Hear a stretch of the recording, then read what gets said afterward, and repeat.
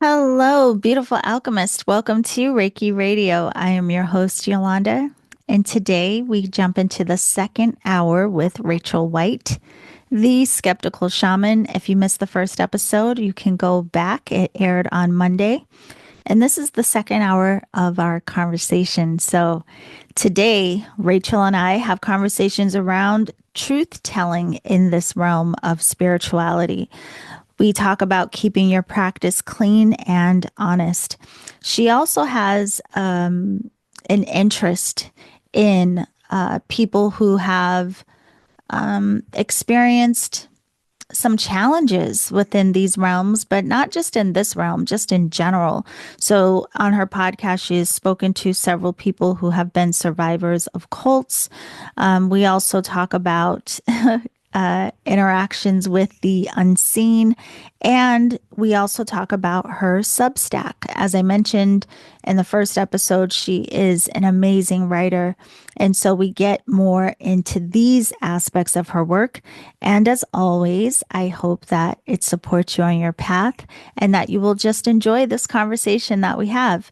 So buckle up, get ready for the second hour with Rachel, and I will see you on the other side.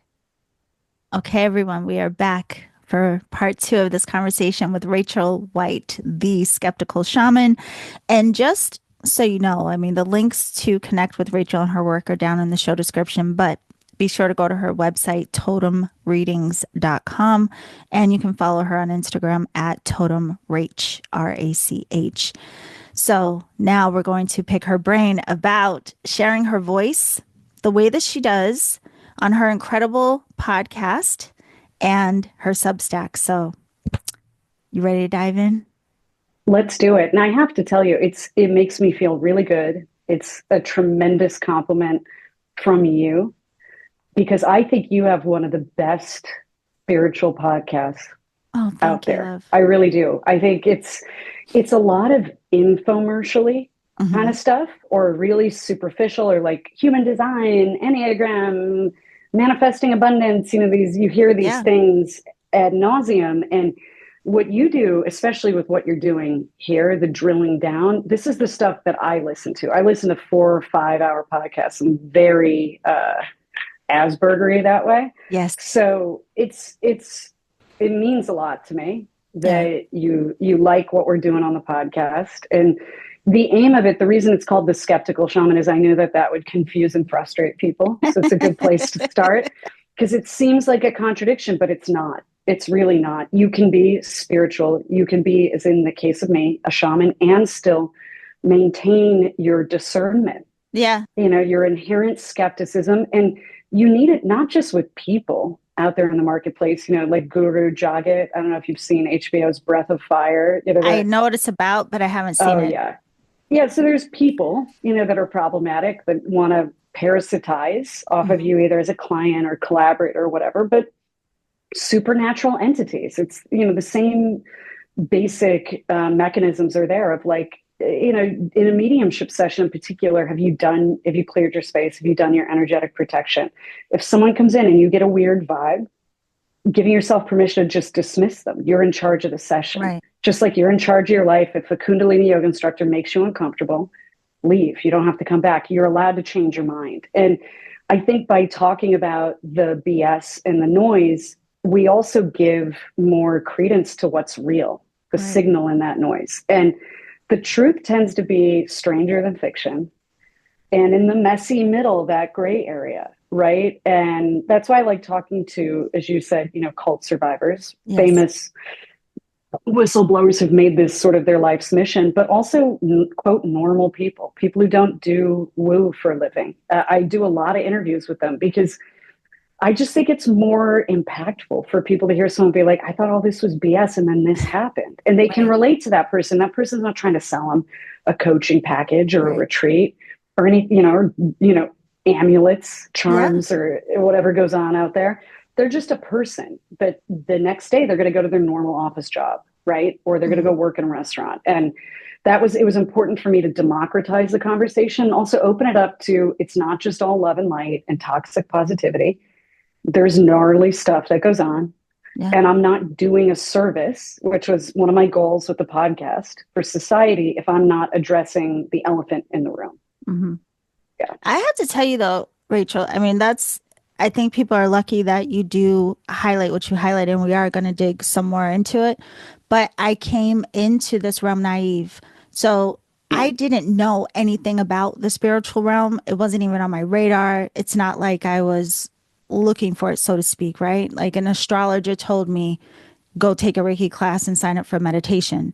And so, doing those two things just kind of opened the door, and here I go down the rabbit hole. So everything I was exposed to at first was all I knew. I didn't know that it was all not fully true, right?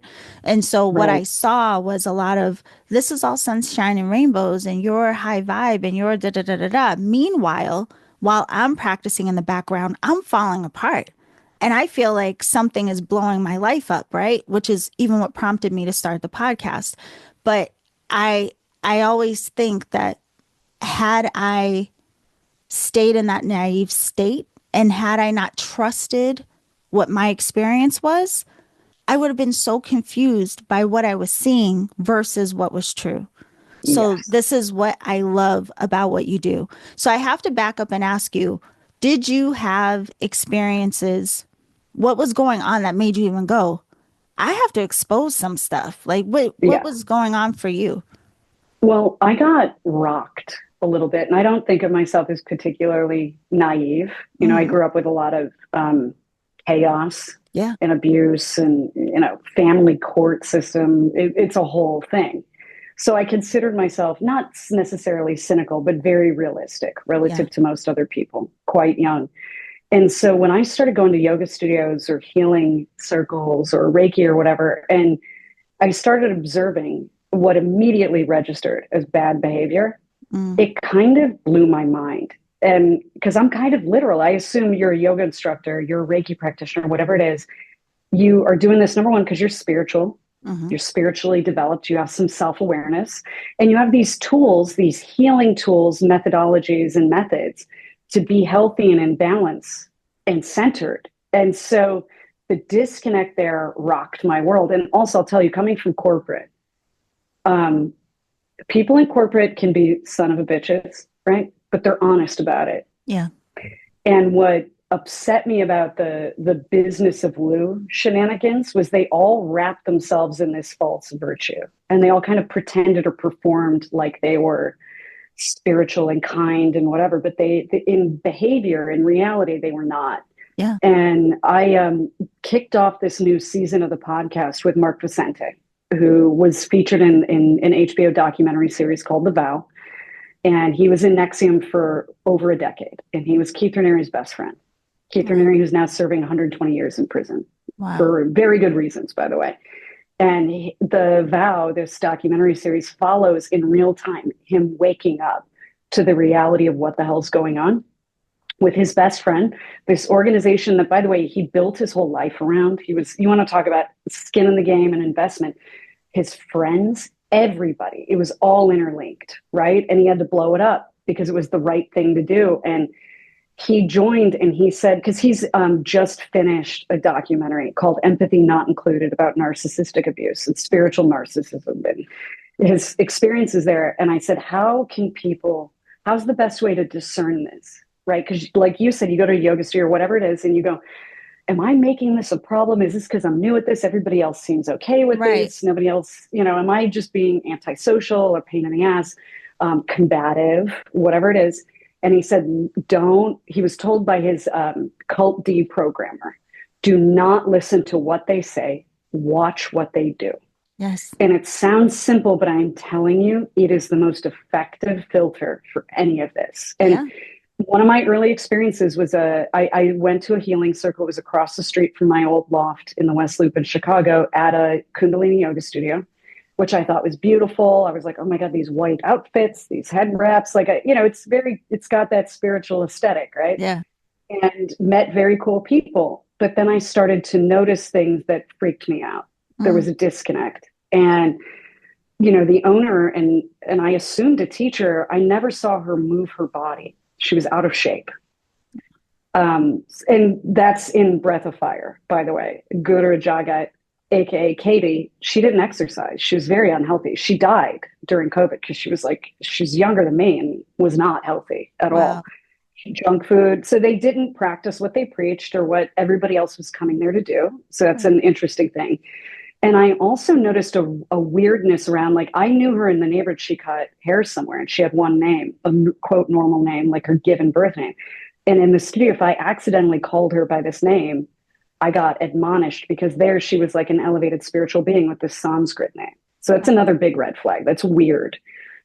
It's fine if you want to have a spiritual name, but also like just be cool with Yeah. people. It's weird to be officious. And there's a reason they do that. It rewires neural pathways in your brain. Keith Raniere had to be called Vanguard, for instance, not Keith, because Keith's a human, but Vanguard Oh, is an wait. idea. I just want to say, I'm glad you're pointing this out because that has been a curiosity of mine. I've Yeah. always wondered, like, why do people change their name? What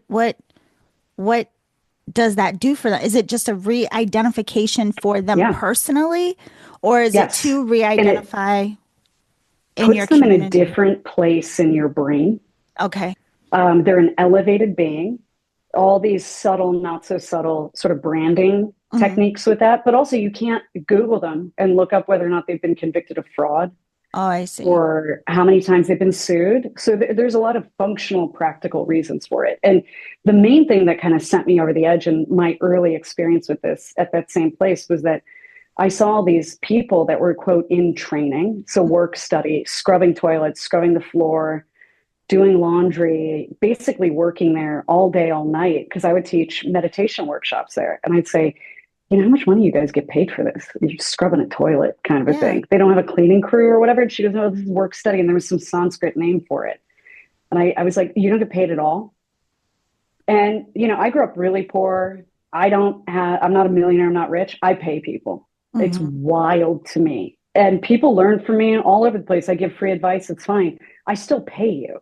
Yeah. So just seeing stuff that you would never tolerate if it was a quote big evil corporation, like they have people scrubbing the toilets for free. Right. But Right. because it's wrapped up in this patina of new age spirituality, you'll do mental gymnastics to explain it away to yourself. Don't do that. Bad behavior is bad behavior. People are people, Mm. and you can be, like you wrote to me about the Neil Gaiman thing I wrote because I had to, because I reference him in the intro to my podcast. Sorry, everybody.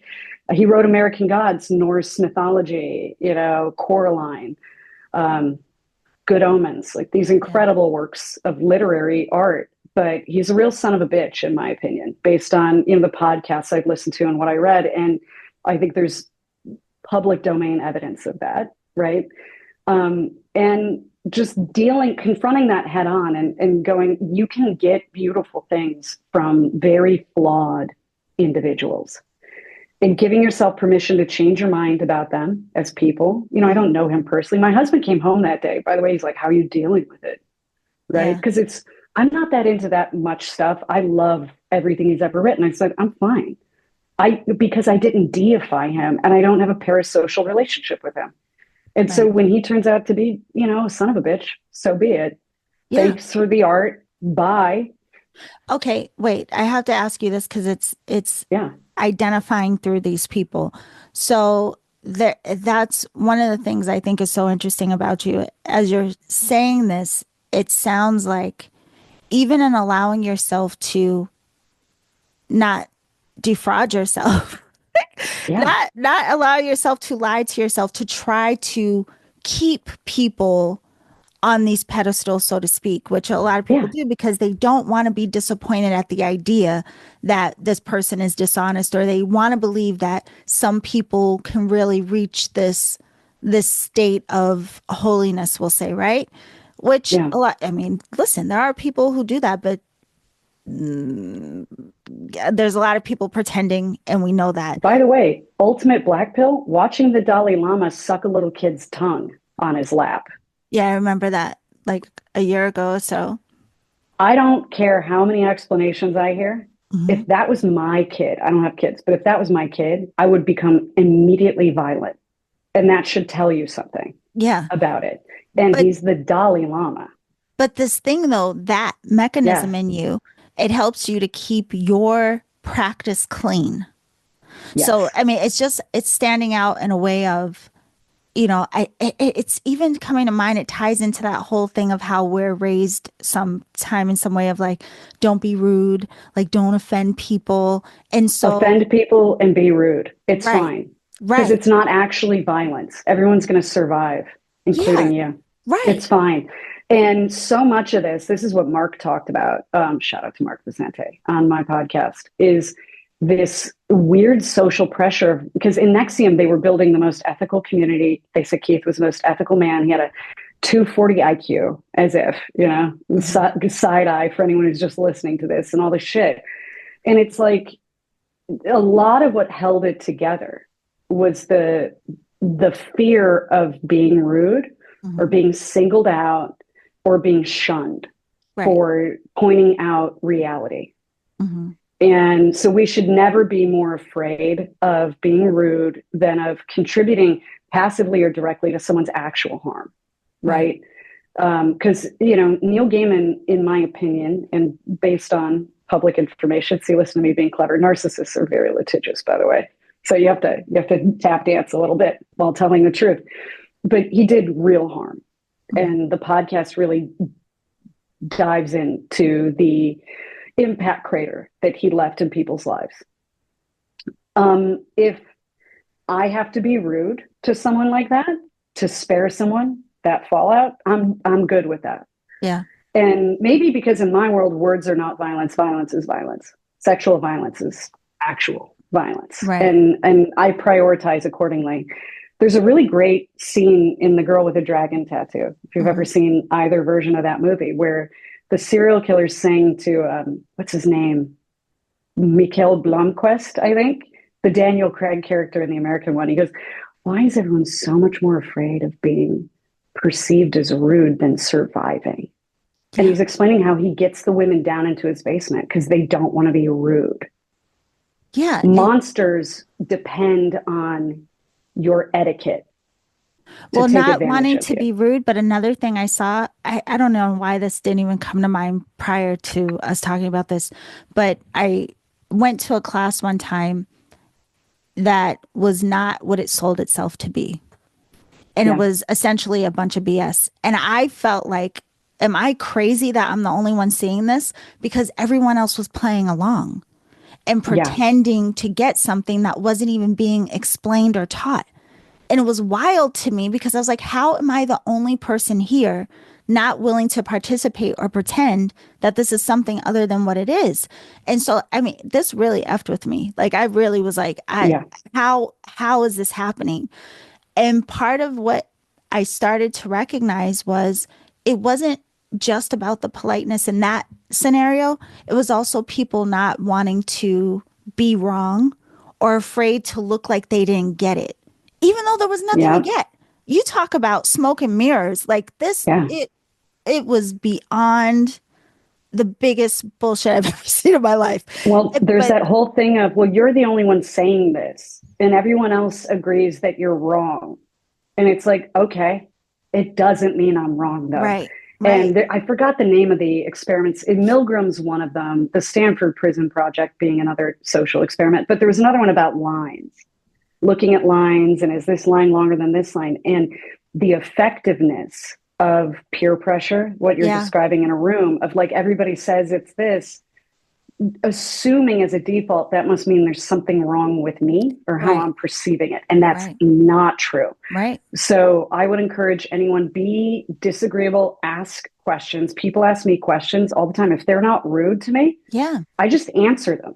I'm not right, hiding anything. I don't have like a right, weird, dubious origin story. You can go on my LinkedIn yeah, where I went to school is on there. People I worked with in corporate are on yep, there. Like, there's no hiding anything. So I'm not that sensitive about it. right, And no one really should be. yeah, If they are, it's weird. Like, that's a red flag. yes, And the other early experience I had that really kind of set me off to all this was at shaman school. And I got all the syllabus and all this stuff, and there was a long list of like recommended readings or books that were referenced supposedly in the materials. So I bought almost all of them from Amazon. We're talking a hmm, couple dozen books, and I really like mowed through them and read a good amount of them, particularly like the top ones on the Hmm. list, because I assume they're core to the curriculum. Read them, show up, and I had a little time with the teacher and I asked her about, number one on that list, which was called Shamanism by Mircea Eliade. It's considered like an anthropological case history, like a 101 of shamanism. And I was like, yeah, something you said, it's in this book. And she looked at me and I realized she's never read that book. Wow. So this list of books, and it's not like she said she read them, but obviously it's It's inferred, implied. Right, right. right? And then the next, because there were three separate sessions, and they were very expensive. Each one was over $1,000, and that's a long time ago. So this was Wow. not cheap. I'm at lunch. I offered to buy her lunch. And no good deed goes unpunished. And it's just like a little Asian restaurant, like egg rolls and like pad thai or something in Chicago. I had just paid her, and I'm paying her all this money. She asked to borrow money for her rent. I'm in my mid 20s. Okay. I'm not rich. But I realized, number one, she scoped me out because I'm one of the few people there that had a job in corporate. So people assume, rightly or wrongly, you have a lot of money. You don't. A Right. lot of people are grunts, cogs in a Yeah. machine. They're young, junior level employees. I was not getting paid a lot. Right. And it was a wild thing to experience. And I was like, why are you ruining this when I'm revenue producing for you? Right. Why would you take the risk to then ask me for more money? I don't loan my family money. Like, what's wrong with you? Right. It'd be better if she was like, I need help advertising or growing my, like, those are conversations I'll have all day if you want to collaborate or whatever, but I'm not going to give you money. It really left a bad taste in my mouth. And then to have to go back and do intensely spiritual shamanic work Yes. after that and after saying no. Yeah. And I was like, that made me so uncomfortable. Well, and another thing you bring up about that was kind of like a red flag now I recognize in these types of people as well, is they do get very either avoidant or defensive when Yeah. asked questions. But the crazy thing is what they're being questioned about is their work. Their Yes. work. And I'm not interrogating you. I'm just No. curious. I'm here to Right. learn. Like, these are good questions. They're Right. not, I'm really not being a son of a bitch with you. So this Exactly. should be cool. Right. And it's not. And I just paid you to learn this thing. So there's there's that Yeah. too. But I hopefully everyone listening, this will be a good lesson so you don't have to go through this and you don't have to ever sit in any environment and feel like you have to Mm-hmm. pretend like it makes sense to you or whatever it is that And don't people do. internalize the shame. Everybody makes mistakes. I just told you about two, where it Yeah. took me months to figure out something was weird. And then even after that, I was like, was I being weird? Should I have loaned her money? Like, we all have these moments, right?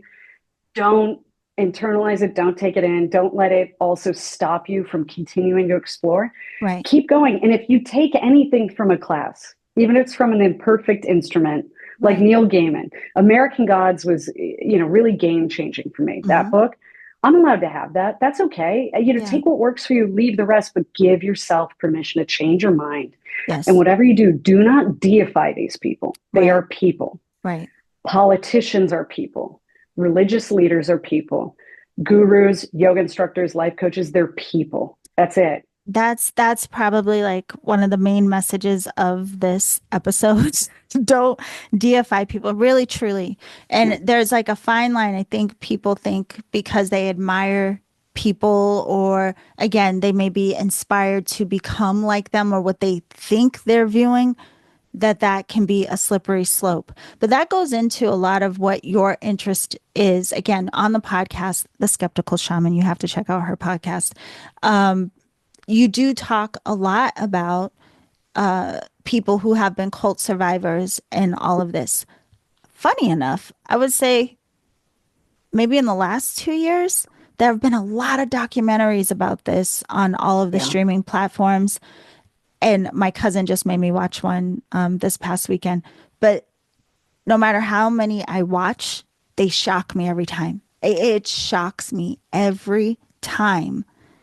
But what you're saying, I just want to ask you because you've interviewed so many people who have Yeah. gone through this. And I have several clients who've done coaching and mentoring work with me that Well, are, out of what are the, Scientology. how do Yeah. people get caught up in Yeah. this? A bunch of different reasons. One myth that needs to die immediately is that it's because they're stupid or they're Mm, naive. It's mm, not that at all. It's yeah. not because they're losers or they're weak or weak minded or weak willed. If you look at, if you ever watch The Vow on HBO about Nexium, and Bonnie, who's Mark's wife, who I've also interviewed, said it really well in the documentary series. She goes, he, meaning Keith, wanted beautiful, high functioning, successful people that are productive and efficient to run his cult for him. Wow. They're not looking for losers. They're Hmm. really not. They want to exploit what you've got. So you better have something good, right? Hmm. And so, the converse to actually answer your question, how they get into it is by steps, small, little, invisible steps. The frog boiling slowly in the pot of water doesn't know it's being cooked, right? Because Uh, it's just going up by degrees is a big part of it. Scientology, Nexium, a lot of cults use really coercive psychological tactics too, like forms of hypnotism, like mm, neurolinguistic programming. okay. They use what you described, that peer pressure element, that's called large group high awareness training. Landmark does that, like Nexium did it, where 3/4 of the people in the room are plants. You know Mm, what I mean? yep. And just they're very sophisticated and savvy about how to get you moving along these steps on the board game. And one of the key reasons they don't leave right away is they get early wins. They have successes. In Nexium, Mark in The Vow describes how Nancy does what's called an exploration of meaning with him, which is really, really amoral, immoral neurolinguistic programming, hypnotizing him. And he didn't have any more panic attacks on the freeway in LA driving. Mm, So they gave you real things that were life enhancing for you, that right. helped you. And there's a lift that comes and a euphoria of like you're having breakthroughs and you're putting wins up on the board in your life, and Yeah. you credit all of it to these people. And then they get you. Now you're invested. Now you're what we would call in corporate like an evangelist of the Hmm. brand. You're going to go proselytize because you've had these wins. But then they get you super codependent financially, socially, the work study that holding the carrot just always ahead of you to keep you moving along. And next thing, it's like you'll start making money after this coaching level. And then they would Uh, change it. The target was always moving. And in Scientology, it's like, well, look at Tom Cruise, look at all these famous people. That's going to be you. It's like, no, that's Tom Cruise, yeah. right? So there's a lot of reasons they get sucked in. I think one of the primary ones right now is they offer hopium. What is Our hopium? world's I did not come up with that name. I can't take credit for it. It's like the hope version of opium, Oh. where the world is effed up. Everybody has a lot of anxiety. The economy is super compressed. Everybody's really like people are up against the wall Hmm. surviving right now, Right. right? So if someone comes along and tells you what you want to hear and tells you they can give it to you and it's easy and all you have to do is pay them for, a 10-week course or whatever it is, there's a part of people out of desperation that's just going to go, please inject that Of hopium into course. my veins, Right. Right. because facing naked, like raw dogging reality is Hmm. hard right Yeah. now. And what I like about shamanism is it's the opposite of that. So shamanism, number one, highly democratic, empowering. Every person's experience of the divine is going to be different from mine. Yes. We tolerate that better than most. It's not a religion that way. Yeah. But also it's about building resilience Hmm. by confronting the nature of your reality in ways that you hadn't conceived of before. So it starts to shatter your paradigms and the way psychedelics do for people where they have big breakthroughs. Right. That's really what shamanism is designed to do. So if life gets shitty, you're not fragile. You go, oh, okay, life's doing that shitty thing now. I've got tools for this, but you're also not lying to yourself and you're not spiritually bypassing and you're not pushing the easy button to eject out of it. Yes. Yeah. And it's interesting in the Breath of Fire documentary about Guru Jagat, she had a trauma in college. She was sexually assaulted. And after that, she started, as is often the case, using drugs and alcohol as a form of self-medicating and treating all of that trauma. She went to AA. She didn't really like it, but then she went to Kundalini Yoga and left with a euphoric feeling. And a lot of spiritual practices, as you know, yoga, Reiki, all these things, they can sometimes give you a high vibration euphoric psychedelic Yeah. sensation, right? And I knew watching it, I said, oh, she's never going to go back to treatment. She's never going to go back to AA because this makes her feel nice and high. Mm-hmm. And the wild part of that is she got addicted to hopium and then she started selling hopium. Most people who get addicted to drugs end up selling them eventually, right? Yes. Yeah, or selling It's, them and then they get addicted.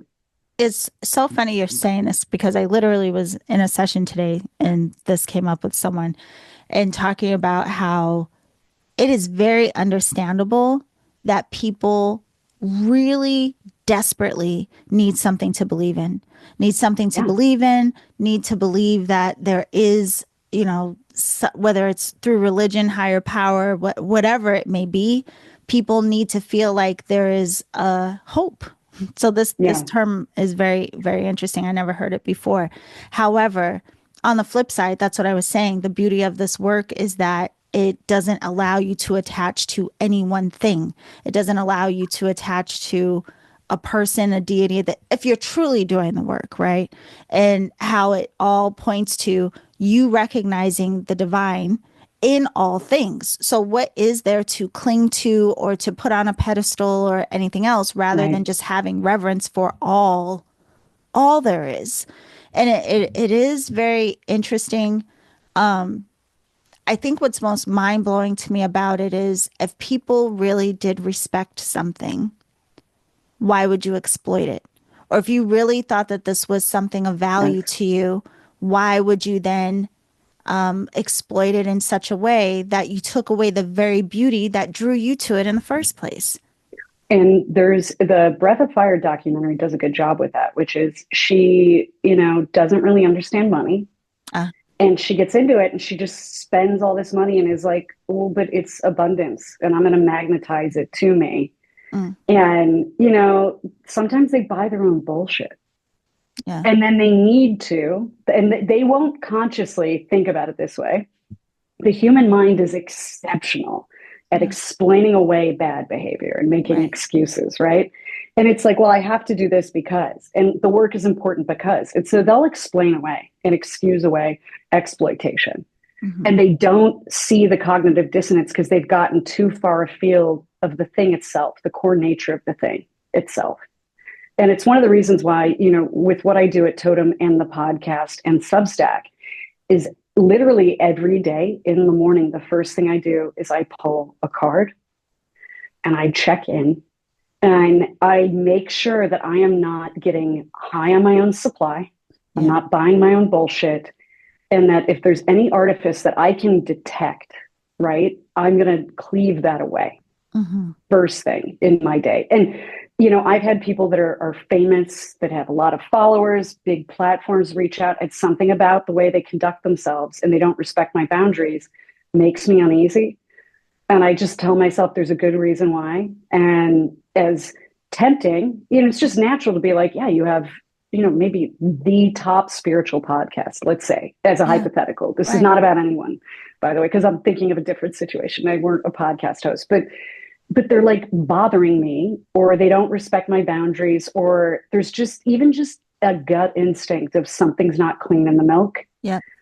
Giving myself permission to go, there's no amount of money or reach or whatever that's going to be worth the blowback. And when this eventually turns into a documentary, that's Yeah. my little filter. And there's an individual that I knew in Chicago who had a totally different business, who invited me on her podcast. And she called me. She's like, I've never had more downloads, this, that, and the other. You really got it right. And the next week, the people, real people in real life who we had in common, sending me her social media stuff where she's literally quoting me without attributing it to me.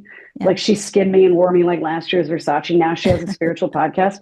But I have to tell you, she asked me to do a retreat with her. It would have been money and visibility, like, all those worldly things that you have to kind of care about. Right. And just the process of it left me with a lot of bad feelings and I backed out. And I Yeah. told her why. And my husband goes, yeah, but what's the real reason? I go, I don't want to be mentioned in the eventual documentary. No joke. There is now a subreddit about her Wow. and references to a documentary. Wow. Yeah. So Well, no, go I with love your that you're gut, saying guys. this too. Again, for everyone listening, it I don't know. I've seen it a lot that people are afraid to say no to things, and they think Yeah. they have to chase things in order to, do well in their business or get themselves out there. They literally, like, sell their souls, so to speak, thinking It that it's happens going to in be a good small thing. ways. It really, Yes. really does. And it's like, no, you have got to stand in your own integrity in this world. Oh my God, especially if this is going to Yeah. be any form of a business for you. So I have to ask you about that too, because again, here you go. This is a great, I feel like we're in master classes with you. And hopefully people are really taking this in and light bulbs are going off. But how did you, or how do you even still prioritize that? Like, what matters to you versus being afraid of saying no to what Yeah. may look like an opportunity? And did you have any personal experience that kind of made you go, whoa, I have to be careful in this realm? Like, Yes. yeah, I had okay. one very specific one. It was when I first met you and did your podcast around that time. Mm-hmm. And these women heard me on that podcast that I was just referencing, Yeah. before she became a spiritual guru suddenly, spontaneously, which is amazing. They heard me on it. And they reached out and they love bombed me, and I knew it was love bombing Mm. when it was happening, which is just they were overly familiar emotionally, psychologically, and effusive. Right. And oh, we just love you and we love you. And I'm like, you don't know me. Yeah. You don't know me. So that's a lot.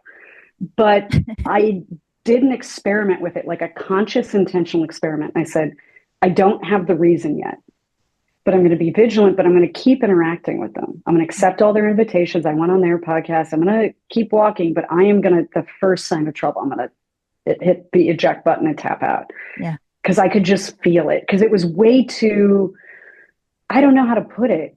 It's someone who doesn't know you shouldn't have those feelings about you. Mm-hmm. And it's the performativity of the affection that Yeah. couldn't have possibly been real. But there was always a little part of me, and this is why I did the experiment, that was like, maybe you're making it hard. Maybe they like you. Maybe people just like you now. Why you got Yeah. to make it bad? And I was like, we'll see, right? And I did see. And what it eventually turned into was join our, I don't know what it was called. There's a term for it.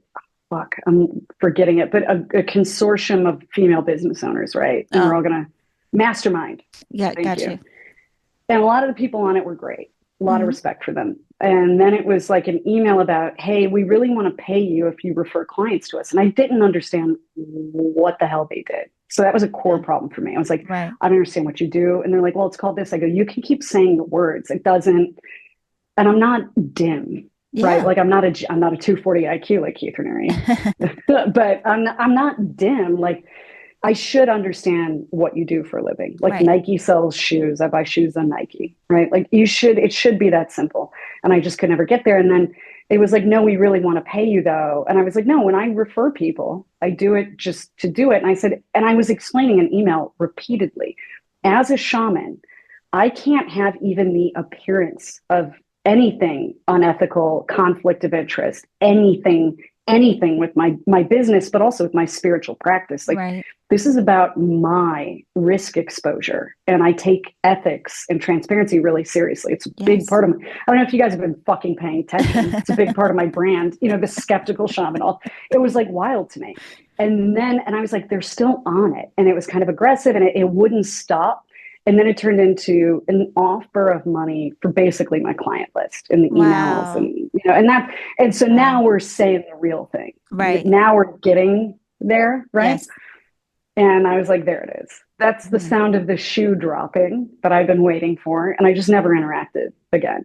Yeah. And odds are they burned themselves out of their short term business thing. I think it had, and this is me speculating, God help me, I might be wrong. It had an MLM thing to it of like coaching structure, coaching coaches, and something like that.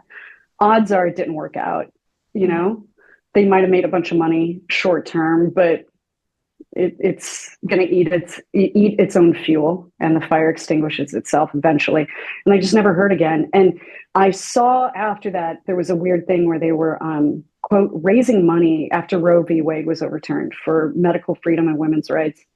And something like when you checked out of their merch shop, you could make a donation. But I noticed it was just rounding up by a few cents, and it didn't say what charity. And I asked him publicly on Instagram what charity it was, because that matters. Yeah. Some charities are fugazis, and they're like, well, it's going to keep changing. And I was like, I don't like any fucking part. It felt really parasitic off of the back of what for a lot of women was a trauma. Right. You know, abortion's not whether you're pro or against, it's not exactly fun. Right. It's not an evening at Chuck E. Cheese. Okay. There's real human stuff happening. And to kind of commoditize that and then to be shady AF in your commoditization of it, yeah, that was the final nail on the coffin.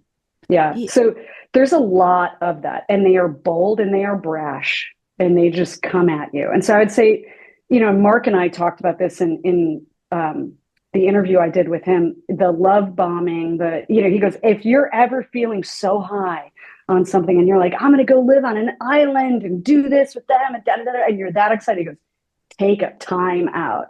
Because they've got you looped in. They're snake charming you. Right. Yeah. Well, that's the thing. So that's what's so interesting about your work again. And everyone, her podcast is called the Skeptical Shaman podcast. But you have these incredible interviews that put a highlight on all of this, which in a lot of ways in this community is so hush hush unspoken because of that. Again, not wanting to be rude or Well, and these people sue you. putting And they people on don't sue you because you're lying. They Right. sue you because you're telling the truth. And even if their lawsuit has no merit, you have to answer to cost you money. Well, it's but called vexatious litigation. But Yeah. this is the other side of the coin to that, because you are very bold in having these conversations and doing these interviews.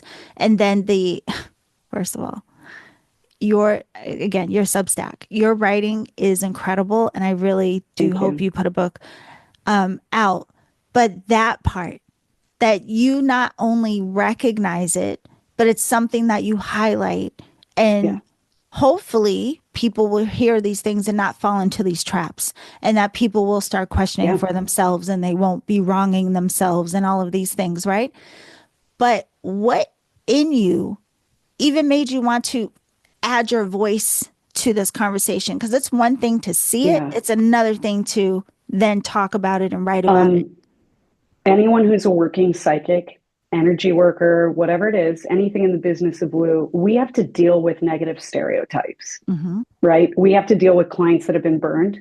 We have to deal with people rolling their eyes at us. And there's a reason for that. That stereotype is there for a reason. Yeah. Right? There are con artists. There are problems. And so if I don't like that feeling, I should participate in the solution in whatever way I can. I think it's up to every community to hold their own accountable from the inside.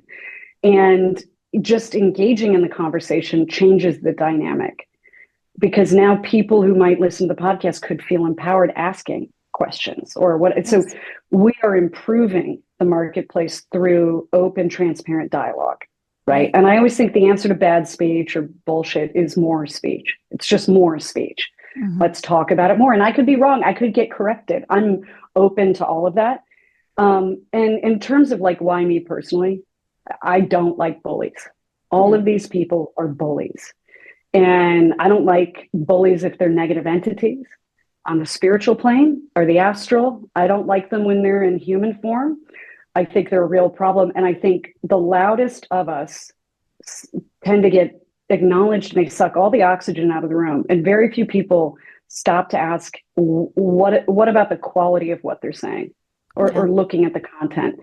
And so, you know, whether it's the podcast, the Substack, or frankly, like my coaching, mentoring work, I said this to a licensed clinical social worker the other day, whose ex is a famous narcissist. He married a reality TV star. And so she wrote a book called Narcissistic Abuse. I said to her, I want to empower people that are the thoughtful, educated, well-meaning, good-intentioned introverts. I want to send them out there to start taking market share from bullshit artists and people that are just loud. They're just there because they're loud. Right. And they're taking up. I want more people like you to be taking up space, because I think it's actually going to benefit everyone, not just spiritual explorers, not just, you know, people dabbling in these things, but the whole world will change if we all, instead of, you know, shutting down and going, well, it's all full of BS artists and the people who make all the money or have all the fame, they're the worst among us. Get in the arena. The only way that changes is if we change it. I Yeah. really believe that. And so I think a lot of it is just, I feel a call to action when I feel disheartened. Like when I feel betrayed or I feel like my trust has been betrayed, I feel like let's do something. Yeah. But Yeah. listen, you are doing something, and one thing you are not quiet about it, which is like really I know. incredible through the work that you share. So there's It's two funny. People go, things. why isn't your podcast bigger? I'm like, you know why.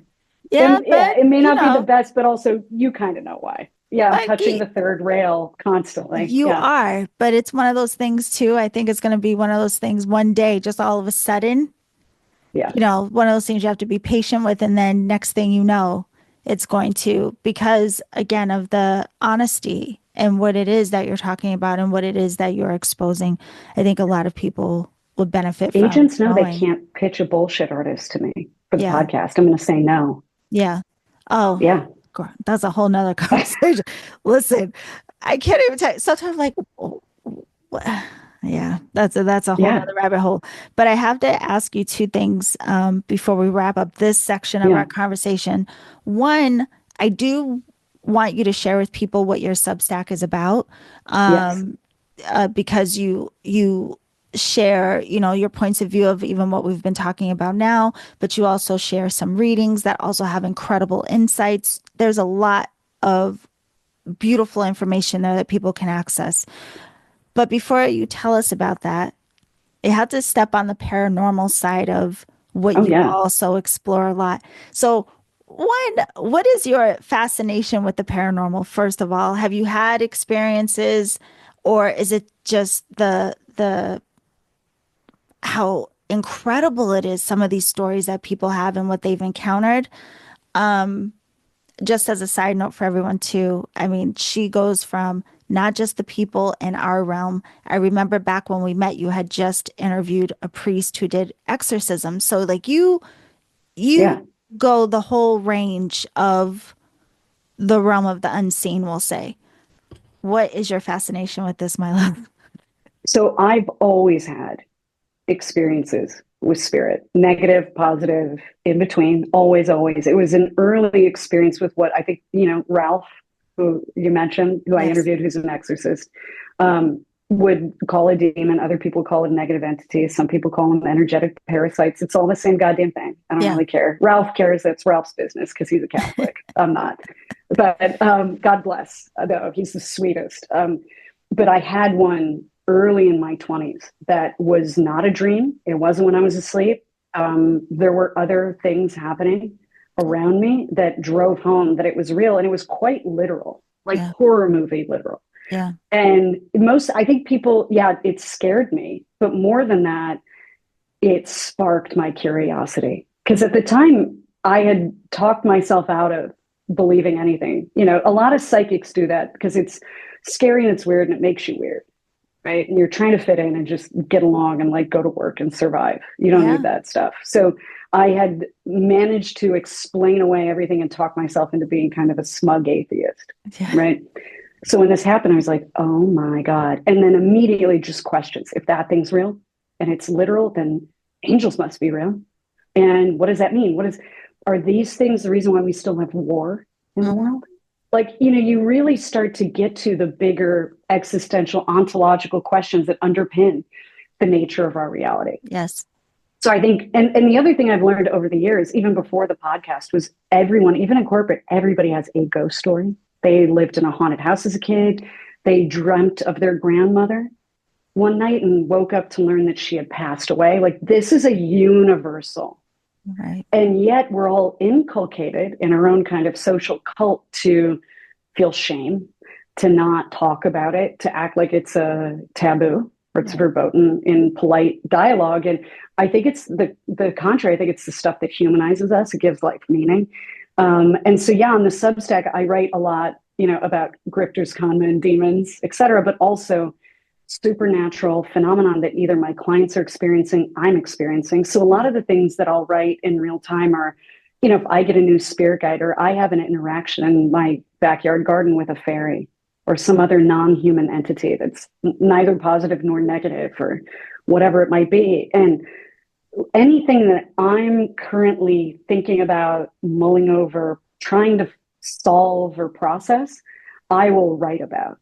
Right. So the goal of it is to keep it incredibly, incredibly transparent, because I think that kind of transparency and vulnerability breeds um, empowerment. It's highly democratic.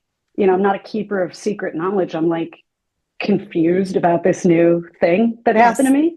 And so I went and researched it, and here's what I found. What do you guys think? And the collaboration in the comments on there is my favorite thing. So Substack is social media, but it's not. It's everything that we want it to be and none of what we don't. So you don't have a feed, really. It's what you subscribe to. So Yes. you only read and get things that like you want to look at. You can easily unsubscribe from it. It's, in my opinion, way better than email marketing. It's wild that my most popular posts with the most engagement, most reads are the longest, the most esoteric. So also it upends that lie about people's attention spans, and people don't read. They just want to see video. It's like, no, no, no, they're reading. They're Yes. hungry for this stuff. And it's really affirmed, honestly, like my faith in humanity being on Yeah. Substack. And yeah, every week I do a card poll. I do a little like audio with a picture of the card so you can listen to it on your way to the train station or you're commuting or whatever it is. Usually Monday before noon, I do that on there. For full moons, I do a deeper dive reading. And sometimes I'll pull I Ching. I try and mix it up, whatever I'm feeling that day, but also like dig into what it's like to work with spirit guides, how they're different, and from a human scaled perspective. So it's not abstract.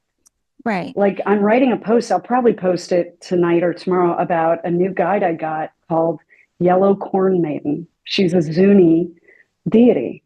And Natalie, who edits my podcast, made me a little statue. I requested of the Corn Maiden. I wish it was in here so I could show you. It's very cute. It looks kind of like the Land O'Lakes girl, which I Yes. love. I know you're not, she's not on the box anymore, unfortunately. But yeah, just getting in there and sharing these things, and people go, oh my God, maybe it's not Yellow Corn Maiden, but maybe they dreamt of another entity or something, and there's parallels, and it affirms something that they're experiencing, and they can go, oh, that might be real, you Right. know? Well, that's why, yes, I love these kinds of conversations too. There's a couple of things where you said. One, I think there's a lot of benefit in reading. And so a friend of mine just recently invited me to go to a online conference of a very well-known author within this realm. And I Yeah, had not been familiar with their work, so I didn't know what to expect.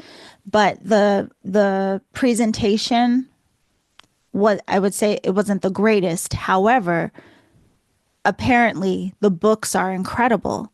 So I was like, it's so interesting that everyone is not necessarily good at communicating or explaining in every yeah. medium. Like, you might not be the best speaker, but maybe you are great at writing. You, fortunate for you, are great in both arenas. Well, But thank you. I I think think they're very different too, though. they are very different. There's a different voice. Like even speaking to you, you will still get the directness and the truth through your reading, but there is a different voice. There's a different feel to how you write versus how you speak. Writing helps me think about stuff, Yeah. and I think you can complete a thought when you're writing in a way that you can't podcasting. Maybe that's Yes. my limitation. I won't put that on you. But also, like, you're very personable and good at talking. Like, because you're very authentic. And I know that's a word that gets bandied about, but you actually are. And you'll have someone who has a beautiful book or a cool thing they're doing on your podcast as a guest, and it is like pulling teeth to get a Yes. conversation going, and it doesn't mean that they're not great and their work's not great. It just means this Right. is not their medium. Right. No, you're 100% right. And so that is also something for us to check about ourselves. Like this is really good to know about ourselves, especially when considering how to use our voice or get ourselves out there. But the other thing I wanted to ask you, because I know people are going to be like, why didn't you ask her about the guide? Two things. One, with this sensitivity and this awareness to the unseen realms, because my initial experience with it was also very scary. Yeah. It was very scary. And now it's something that I absolutely love. So did you have a turning point from that into seeing there was another side to it? And then also, is there a particular way? Because people are always curious of like, how do I recognize my guides? And I think Yeah. it's different for all of us, but what's your way? Well, It was actually the negative experience early in my 20s with that demon that made me instantly curious about the good stuff. And there's Okay. way more good stuff than there is bad. What I Yeah. would say though is the good guys, because they respect boundaries Hmm. and free will, they are less bombastic in Yeah. their presence. They're more subtle. They want to engage with you collaboratively. They don't want to upset you. They don't want to scare you. They don't want Right. to stun or shock you. Right. So they wait for you to go looking. They wait for the invitation a lot of the time. Hmm. And prior to that, it's just very subtle. So if you want to interact with guides and meet them, my primary recommendation, this is what we do in the coaching program, is shamanic journeying meditation. Yeah. Just go on Apple or Spotify, get a 30-minute musical track of what's called shamanic drumming music. Yep. Sandra Ingerman wrote a really great, very short book. It's somewhere between 80 and 90 pages. So it's not even really a book, called Shamanic Journeying, A Beginner's Guide. It's a cornerstone. Everyone who's interested in meditation should have it. The drumming music stimulates what's called the theta wave state in the brain, Hmm. like what we have in a lucid dream, Right. right?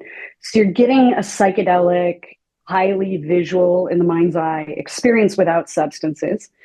And I lay down on a yoga mat in my energy workroom and set the intention. I want to meet my spirit guide. Now, you might meet them there. You might meet them in the hours or the days after, or your dream the night after, or whatever it is. But you've initiated a process where you've invited them to communicate with you. Yeah. And it manifests in mundane material reality too. Like I had bear as a totem animal.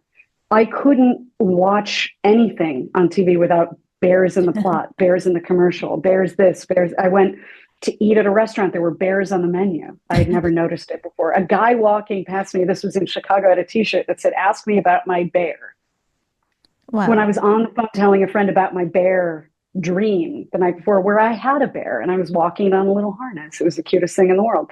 Yeah. So it's a matter of like getting engaged in what I call the spiritual scavenger hunt. There's clues. Yes. And, don't not making something out of nothing, but like aggregating them, maybe journaling, keeping notes on, that's the fifth time this week, lion has come up. And now that I think about it, I had a lion in my dream. And also then the personal development, self-awareness piece of spirit guides, totem animals, ancestors, whatever, tend to come in when we're undergoing some kind of shift or change. We'll Yeah. notice a shift or a changing of the guards and our spiritual friends as well. And so going, it's interesting that this came up because I've been feeling this way, or I've been called to this, and I've been feeling this itch or this urge. So you're putting the puzzle pieces together. Yeah. And I love when it's an unexpected thing too. Like, for example, during my birthday week, which was recent, I went to get a massage and I always try to go like as deep into trance as I can during massages. Me too. I And love massage. me too. And so in that space, I went through this whole kind of ceremonial thing in another space of my consciousness, but a new guide also came in. And I never talk about them like by name and these things with like just randomly. But I did have a conversation with a friend the other day and I was like, oh, and then this guide came in and they grabbed a book that they had and what I described was almost like Yeah. exactly what was written in their book. And then on my actual birthday, I had an energy and intuition like birthday party. And one of the women in the class, one of the exercises, she had a new guide come to her. And it is an interesting thing. I'm glad you're encouraging people. Like once you Yeah. do initiate that welcoming, you'll be very surprised at what you become aware Yeah. of. You just have to trust what you become aware of. I think that's what catches people up sometimes of like, was that real? Did I make that up? Like, And, I always yeah. tell my coaching clients in particular, because there's a lot of that. I have a lot of people that are medical doctors, that are lawyers, that are scientists, field scientists, that Yeah. come and do the coaching work with me. And they have really rigorous, fantastically rational, logical minds, really honed machines up here. Yeah. And I say to them, that asking yourself, am I nuts? Did I make this up? I said, that's a very good litmus test for your mental health. I said, your conscious mind is doing its job. Yeah. It's recalibrating you to reality, right? Yes. But that's societal conditioning. We can navigate our way around this, but part of it too is like your conscious mind is here to help you survive material reality, stay Yeah. alive, function, not go insane, not become harmful to yourself and others. So that's when my brain, because my brain still does that, I go, thanks, brain. That's Yeah. my little device. So I'm like, thanks for checking in on me. Yeah. That's a good sign that I'm not fully schizophrenic yet. Right. Thank you But for that. listen, you said fully. I have to, before we Just a wrap touch of up it. this particular episode, I have to thank you so much, Rachel, because when I invited you to do this, one, I was so thankful that you said yes, because, you're giving your time to all of us.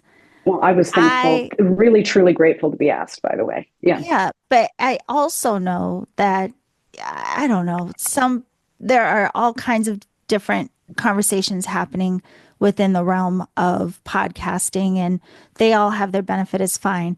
But when I tell you truly, I feel like we just had two master classes back to back. So anyone listening to this episode, if you haven't heard her first episode this week, be sure to go back. It is just as informative as this, but with different information. So I really just want to tell you how thankful I am that I Thank you. know people are going to learn a lot from this. And we are not done with Rachel. So, first of all, from this conversation, be sure to check out the Skeptical Shaman podcast. You will not be sorry. You have got to check out her Substack as well. And I'll put the link for that down in the show description. But also, you do readings. So, for anyone who, and I think a lot of us, even if we're intuitive ourselves, sometimes it's hard to get out of our way to access information without our bias in the way, right? So it can be nice to work with someone else, whether mentoring, coaching, getting the readings, all of those are offered on your site. Yeah, absolutely. And there's a discount on my site because I just think the wood snake here, it's going to squeeze people Yeah. economically a bit. There's going to be a little pain in the system that I think is necessary and ultimately good. But the other thing, if you want, and you can cut this if you want when you do your editing, but I can send you for your listeners a discount link to book with me I'm not cutting for that. Listen, give us the goods. half off. Yeah, because I just, I got, do you ever get these hits where you just want to meet and work with new people and you don't really Yeah. know why? And Yeah. you just roll with it? Yes. Yeah. Yes. So Well, I'll do that. I'll remember to send that to you. thank you so much. All right, everyone. We'll look for the discount link down in the show description because it is there. And we are not done with Rachel. As I mentioned, we have one more episode, one more good, juicy conversation with her. And yeah, we're going to hear about her iterations, that how that process, what that looks like in this realm, but also what's coming up next for Rachel. So if you want to keep partying with us, with her, learning, having these beautiful master classes, we will see you next time.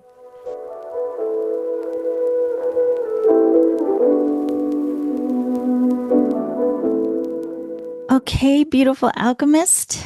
First of all, I want to thank you, Rachel, again for taking the time to sit with me for 3 hours, for 3 hours, so that we can have this week-long deep dive with you and your work. Thank you very much for coming to share.